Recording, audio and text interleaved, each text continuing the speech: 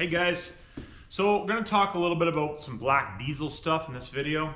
On this one, I've had a couple guys ask about it, and I thought it was just easier to do a video than to keep commenting back the same thing. So basically what we're going to talk about on this one is what can you run black diesel in, and some of the less common things, because it's one of those things I talk about P pumps and 12 valves and stuff like that because that's what, that's what I work on and do all the time, right? So I figured I would touch base, do a video on it. It's not going to be a super long video, I don't think, unless I get carried away rambling, but we'll see. So first off, basically anything prior to 2006 as a diesel, you can run black diesel in pretty easily without doing too much stuff.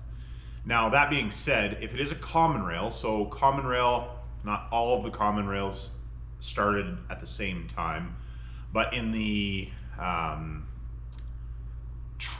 pickup truck, North American pickup truck world, and even the cars, I shouldn't say that. Some of the cars might, no, I don't think so. BMW may have.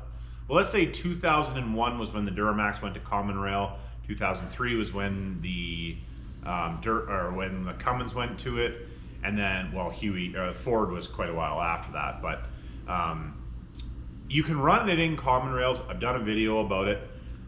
Do I recommend the average person to run it in a common rail? No, because you have to make sure you're cleaning it really, really well. Like, you must be filtering it as tight as you can. You must be running it through a centrifuge, like that type of stuff. I shouldn't say must. My must is to do that so that you're not damaging stuff. You're not damaging stuff because of the dirty fuel. And then also the viscosity of the fuel in a common rail does make a difference. It makes a difference in all of them, but the control valve in the common rail needs to move really, really fast.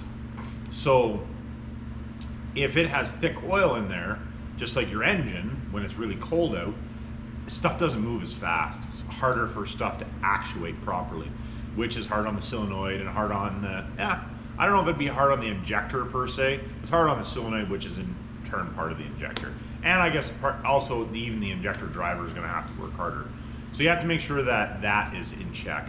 But basically, I would say the most common for the uncommons. So we're gonna have, I'm just gonna write something down here. So I'm gonna start with the Cummins stuff. Your most common is gonna be your 89 to 98 12 valve, right? That's gonna be the most common. You can run it in a VP44, so 98 to 02. With basically don't have to do anything. There again, just have to make sure it's relatively clean. I can't express that enough to you guys. It has to be clean. If you don't clean it, you run into problems. And I know lots of guys, oh, I've done this and I've done that. And it's just like, I've run tens of thousands of gallons, and I've helped people run tens of thousands of gallons. So I have some data. I'm not just one person. I have probably, I don't know, a couple hundred people probably worth of data that I've been able to use, and cleaning injectors and doing this and failures and that type of stuff. So it's coming from experience, a little bit of experience. Not that I'm the most experienced person in it, but there is some knowledge behind it and some data behind it.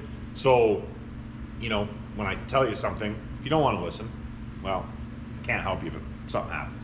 So that's going to be your most common ones, right? Your VP44 in the Cummins world, right? 12 valve, I guess 12 up there already. The 12 valve.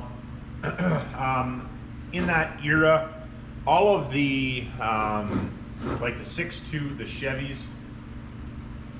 Chevys, whether it be a 6.2, a 6.5, turbo, non-turbo, they'll pretty much eat it. The only thing with the 6.5, if you have a holographic sensor, some of them don't like it being black, and they'll start to freak out. So there is a way around that, but you'll have to do a little bit of research on that yourself, because I am not a Chevy guy. I have done it. I don't know if I did it right or not. It was years ago. I honestly don't even remember what I did. So anyways, if you have problems with it, you can just thin it out more. It tends to make the problem go away, but that's a holographic thing. But for the most part, they'll run it.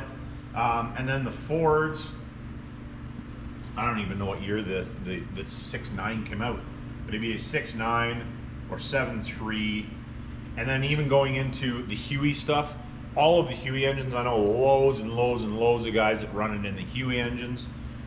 So your 7.3s and the 6-liter, lots of guys run it in those, no problems. There again, you do want it clean. I can't bring that point up enough. Make sure it's clean. So that's going to be your kind of your earlier model stuff. And like I said, anything common rail, you can do common rail. I recommend, if you're DPF equipped, don't do it. If you run a DPF and you do it, you will have problems. And everyone that I've ever had anything to do with it had a DPF in it, and when we ran black diesel in it, it was all a bad deal. So I don't recommend, if you have a DPF unit, don't use it, which I realize excludes a lot of guys because you have DPF units, is what it is. So just is thing. VWs, the cars, there again, you can run it in a lot of that stuff too. Like the old ones, the pre-TDIs, non-turboed stuff, you can run it in that. Because they're basically a similar setup. The same with the Mercedes, very similar. So you can do the VW, the Benz. There again, anything pre-DPF. With these little guys, the common rails, there again, it's the same idea. You can run it in that, but no DPF. So you basically can run it in anything but no DPF. No DPF.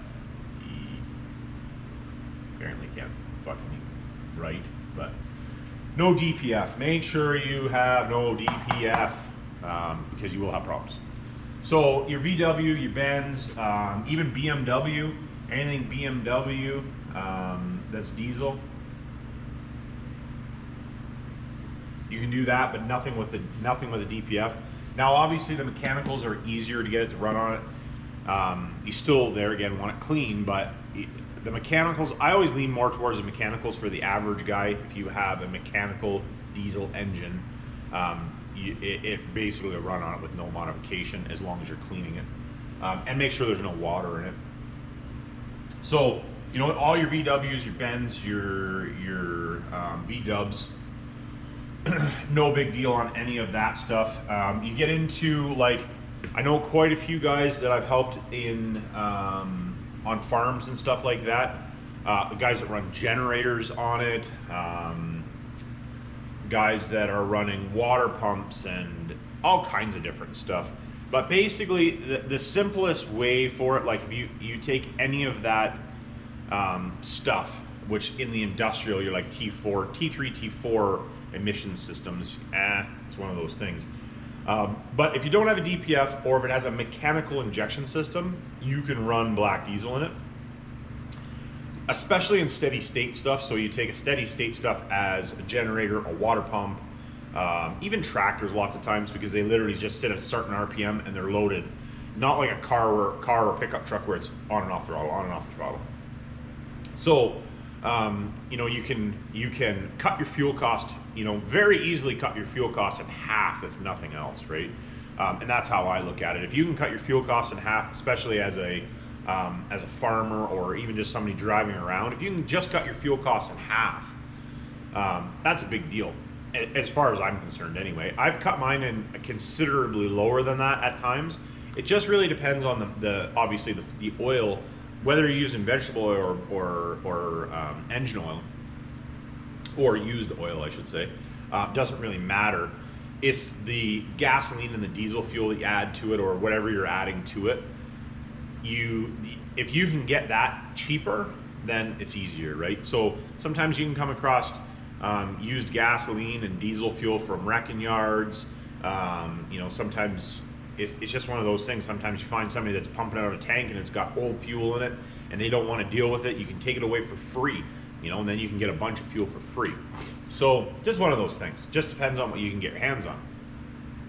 But in rule of thumb, in my opinion anyway, is your best bet is to do a mechanical injection system. So basically, I would say being in pretty much all of the genres, doesn't matter what genre of, what brand, I should say, not genre, brand of engine or vehicle, pre-98 probably, you're probably pretty safe. As long as, there again, it doesn't have, I don't think anything, I could be wrong in Europe, but I know in North America, nothing in 98, they hadn't even thought of a DPF yet in any of that stuff. So just anything mechanical, if you want to run it in a tractor or something like that, you can do that. Most of the engines, if it's a diesel engine, as long as it's in good working order. But like I always tell people, when you're doing this stuff, be like informed that you can have problems. So don't go into it thinking, oh, I'm just going to save all this money and I don't have to fix anything. Keep in the back of your mind, if you're, you know, if you burn $1,000 worth of fuel a month and now you're burning $150 of fuel a month, right? Like that's what it's costing you to make your fuel, let's say. Save a little bit of that money. I'm a very big advocate at that. You know, save a little bit of that money. So then let's say, you know, if you got a VW and even 6 months down the road, for whatever reason, and you know, your injectors need to be replaced, maybe have nothing to do with what you're running through them, just because they're wore out. Now you have that money to be able to do that. Because it's one of those things, if you save the money, but you don't save the money, it really doesn't help you. So that's how I look at it anyway. So hopefully this video helps some people out, clears up a little bit of stuff. I know a few people that asked about it. Like, you know, there's lots of different engines you can do it in, but basically anything mechanical is what I recommend. It's just easiest. Like I said, you still have to clean it, but they're not quite as particular as the common rail stuff is. So for the average guy, I don't recommend doing the common rail stuff unless you're willing to go, like I would say, above and beyond to make sure that it's clean, you're making sure the viscosity is good, and all that stuff. So let me know if you got any questions or comments. And remember, it's not rocket science.